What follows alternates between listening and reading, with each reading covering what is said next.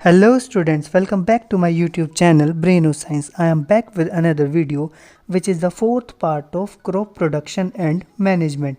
But before starting the video, I would like to request you to subscribe my YouTube channel Braino Science and yes, don't forget to press the bell icon. इससे आप मेरी एक भी new video को miss नहीं कर पाएंगे. So let's look into the video. आप शायद ही जानते होंगे कि आज लेबर डे है। लेबर डे हम हर साल 1 मई को सेलिब्रेट करते हैं। सबसे पहले हमने लेबर डे कब सेलिब्रेट किया था? 1886 में सेलिब्रेट किया था। इसको हम इंटरनेशनल वर्कर्स डे भी कहते हैं। हमें बहुत थैंकफुल होना चाहिए एंड ग्रेटिट्यूड पे करना चाहिए सभी वर्कर्स के लिए, जैसे कि डॉक्टर्स, नर्सेज, पुलिसमैन, गार्ड्स, हमारे domestic helpers, cleaning staff etcetera का, क्योंकि इस टाइम वो बहुत ज़्यादा इम्पोर्टेंट रोल प्ले कर रहे हैं हमको सेफ़ रखने के लिए और हमारी कंट्री को कोरोना वायरस से निकालने के लिए और हमारी कंट्री की प्रोग्रेस के लिए। ये सोशल वर्कर हमें सेफ़ रखने के लिए अपनी लाइफ की फ़िक्र किए बिना हमेशा हमारे लिए अवेलेबल हैं, हमारे लिए काम कर रहे हैं। इस क्रूशल टाइम में भी हमको इनकी रिस्पेक्ट करनी चाहिए, सभी रूल्स फॉलो करने चाहिए और हमें घर में ही रहना चाहिए। Big thanks to all of them and happy labours day and happy international workers day. जैसा कि मैंने आपको बताया कि ये क्रॉप प्रोडक्शन एंड मैनेजमेंट का फोर्थ पार्ट है। इससे पहले मैंने क्रॉप प्रोडक्शन एंड मैनेजमेंट के 3 पार्ट और अपलोड किए हुए हैं, जिन्हें आप आई बटन पर क्लिक करके भी देख सकते हैं।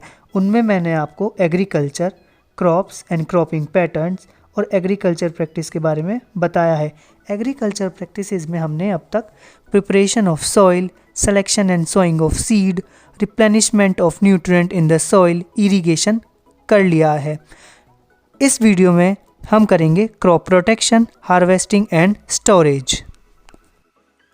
First we discuss about crop protection.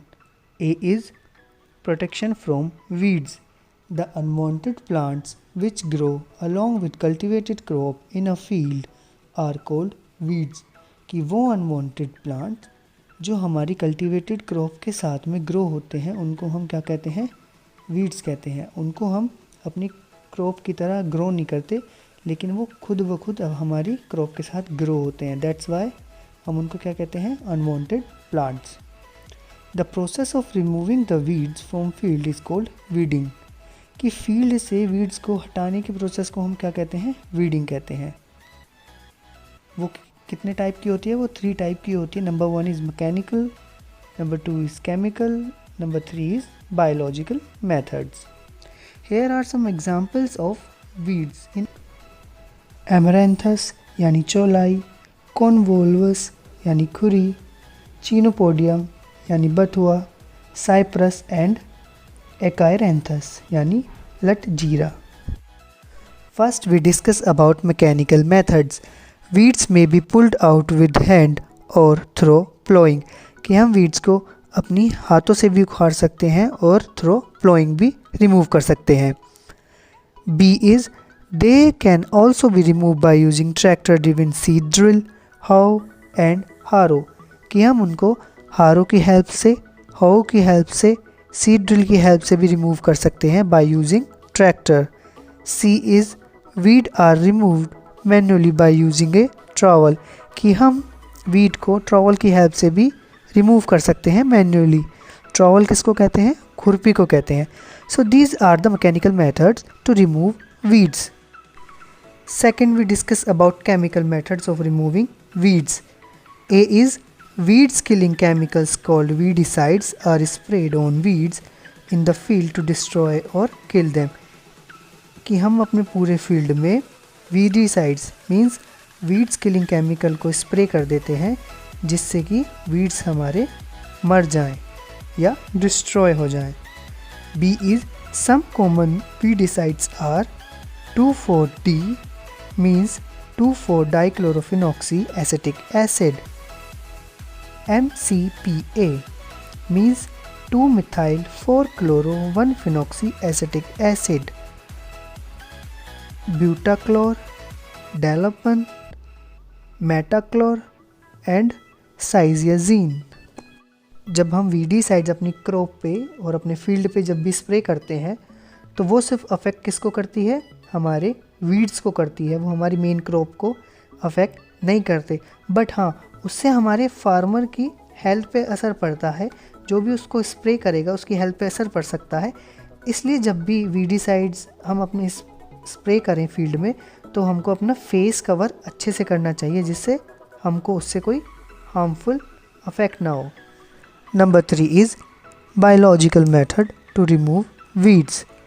A. Insects or some other organism that consume and specifically destroy the weed plants are introduced in the crop field. This is called biological control of weed। कि biological control of weed किसे कहते हैं कि हम किसी insect को अपने field में इंट्रोड्यूस करते हैं, या तो वो हमारे वीड्स को कंज्यूम कर ले या फिर उसको कम्प्लीटली डिस्ट्रॉय कर दे, उसको हम क्या कहते हैं, biological control of weed.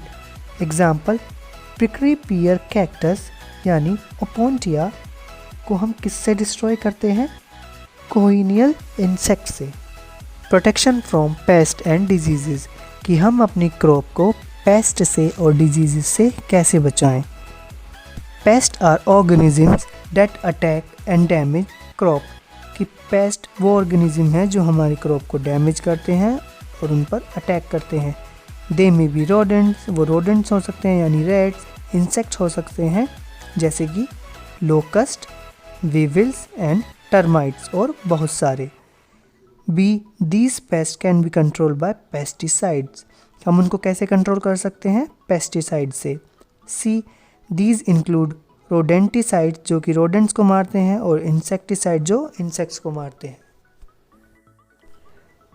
D is plant are also damage by diseases caused by certain pathogens like bacteria, fungi and viruses, कि हमारा प्लांट डिजीजेस से भी डैमेज हो सकते हैं या होते हैं, जो कि किससे होते हैं, पैथोजेंस से, like bacteria, fungi and viruses.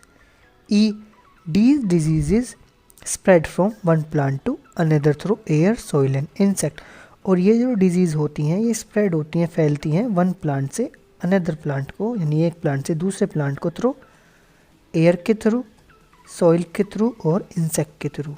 F, some plant diseases are rust and smut of wheat, यानी कुछ प्लांट डिजीजेज हैं rust and smut of wheat, जो कि किससे होता है, फंगस से होता है। ब्लाइट ऑफ पोटैटो, वो भी फंगस से होता है। एंड विल्ट डिजीज़, जो कि बैक्टीरियम से होती है।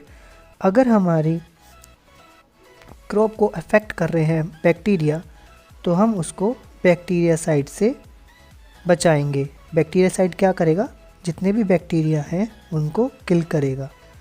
फंगिसाइड्स फंगी को किल करते हैं, लार्विसाइड्स लार्वा को किल करेंगे।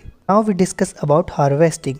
The process of cutting and gathering of crop after its maturation is called harvesting।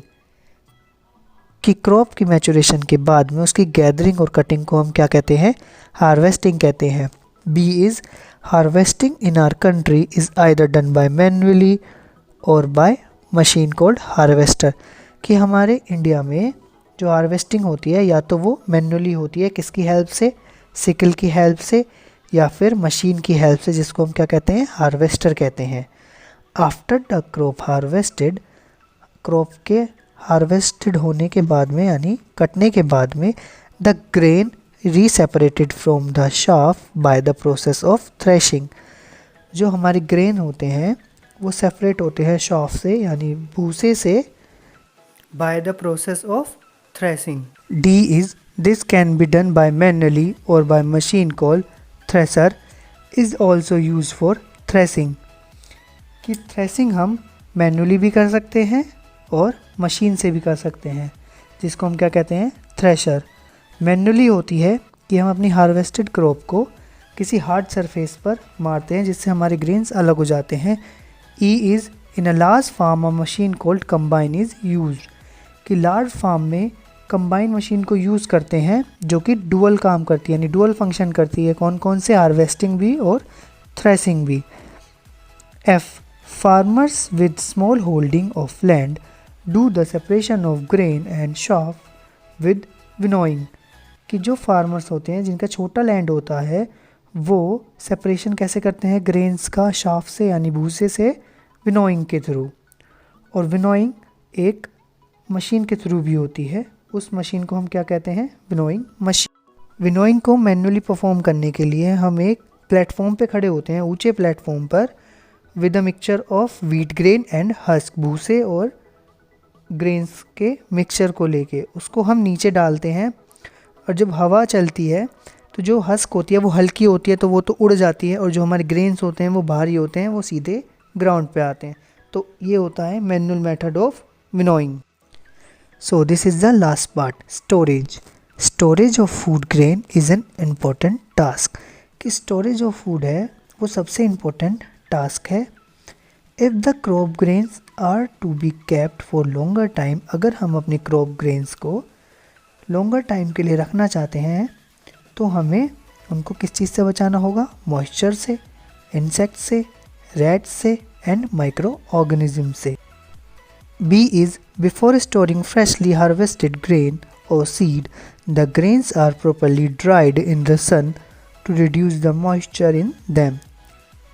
कि फ्रेशली हार्वेस्टेड ग्रेन्स को हमें स्टोर करने से पहले उनको क्या करना चाहिए? प्रॉपरली ड्राई करना चाहिए सन में, यानी उनको धूप में सुखाना चाहिए, क्योंकि जो हमारी फ्रेशली हार्वेस्टेड ग्रेन्स होते हैं उनमें क्या होता है? मॉइस्चर होता है। अगर हम उनको ऐसे ही स्टोर कर देंगे तो उसमें क्या होगा? वो ख़राब हो जाएंगे, इंसेक्ट्स हो जाएंगे, माइक्रो ऑर्गेनिज्म ग्रो हो जाएंगे, तो हमारे जो फूड ग्रेन्स होते हैं वो ख़राब हो जाएंगे। तो हमको क्या करना चाहिए? उनको सुखाना चाहिए धूप में, to reduce the moisture in them, जिससे उनका मॉइस्चर कम हो। This prevent the attack by insects, pest, bacteria and fungi. और इससे वो किससे बचेंगे? इंसेक्ट से बचेंगे, पेस्ट से बचेंगे, बैक्टीरिया से बचेंगे एंड फंगी से बचेंगे, और वो लॉन्ग टाइम तक स्टोर रह पाएंगे।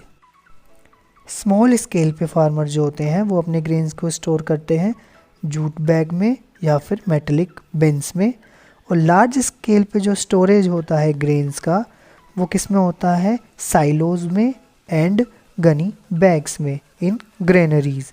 Granaries to protect them from pest like rats and insect. Granaries किससे प्रोटेक्ट करती हैं ग्रेन्स को? पेस्ट से, जैसे कि रैट्स एंड इंसेक्ट से। जो साइलोज होते हैं वो बड़े और लंबे सिलेंड्रिकल स्ट्रक्चर्स होती हैं जो कि हमारे ग्रेन्स को डिफरेंट स्टॉक में स्टोर करते हैं, और डिफरेंट लेवल पे। हर एक लेवल की अपनी एक अलग ओपनिंग होती है जिनसे हम अपने ग्रेन्स को निकाल सकते हैं जब रिक्वायर हो। हमारी गवर्नमेंट भी एक स्टॉक जमा करके रखती है इमरजेंसी सिचुएशंस के लिए। उस स्टॉक को हम क्या कहते हैं? Buffer stock. So that's all for today's video. Thank you for watching. See you in the next lecture. You can also follow me on Instagram, Facebook, Twitter. Links are in description box. This is your faculty Mrityunjay signing off. Till then, stay home, stay safe. Bye bye. Take care.